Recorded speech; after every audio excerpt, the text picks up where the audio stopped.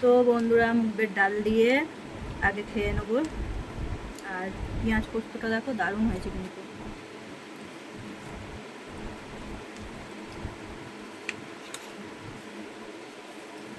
মুগের ডালটাও ভালো হয়েছে বল, ভালোই হচ্ছে। পোস্ত দিয়ে তেল মানে করবো।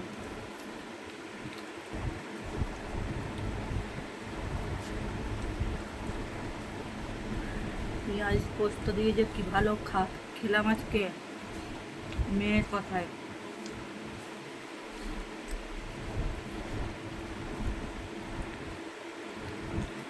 দেখো এত ভালো হয়েছে বলে আবার বিয়ে একটাকে নিয়ে বসেছে তরকারি। মানে মানে কি দেখো একটু ঝাল হতো। দেখো দেখো কেমন হয়েছে, দেখাও না হাতে তুলে দেখো। অসম।